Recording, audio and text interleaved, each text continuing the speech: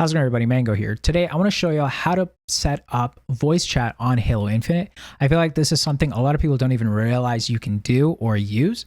So today, I want to quickly show you how to do it. And if this video helps you all out, hit the like button and subscribe button down below. And let's continue on with this. So firstly, we're going to enter into the game. We're then going to hit escape, or in the bottom right, there's the cogwheel. Click on it. We're then going to click on settings, go over to audio, and then we're going to scroll down to the communications tab. This is where all your voice chat options are. So firstly, you have your voice chat input device. Click that and set it up to whichever is your mic. So for me, that's my Scarlett Solo. And so that's what is going to be set for me. Next, we have the voice chat mode. As a PC gamer, I use push to talk, but you have the options to use open mic, push to talk, disabled, or toggle to talk. Next, you have Fireteam and Lobby Chat. This is useful if you are playing with your friends purely on the Halo Infinite platform and you want to be able to communicate with them in lobbies. Or if you're a PC gamer, I'm sure you're going to be using Discord. Next, you have Match Chat. This is really cool. So if everyone in the game, both sides have Match Chat on, you'll be able to communicate with everyone in the game. Super cool feature, and that's going to be really cool to use in custom lobbies. Next, you have the incoming voice chat volume. I have that cranked up all the way to 10 because I have heard whoever uses the voice chat in game is relatively quiet. So I cranked that up to 10. And last is Spartan chatter, which is not relevant to voice chat. Now you're going to need to bind it. So for me, I'm going to go into keyboard and mouse. I'm going to scroll all the way down to the communications tab, which is right here.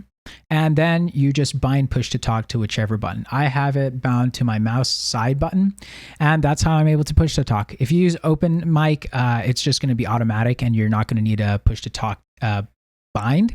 But again, if you're using push to talk or toggle to talk in the communications tab under keyboard and mouse, that's where you can set that up.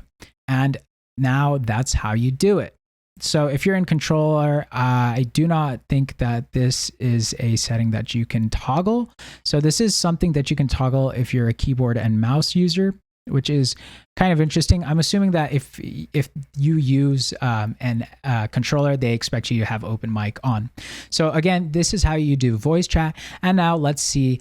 Another feature that's super helpful is the ability to mute people in game. So let's jump into a game and let me show y'all how to do that as well. Okay, so the game has started. Let me show y'all how to now be able to mute people in game. Firstly, if I click tab and start talking, you'll be able to see that I'm able to talk in game.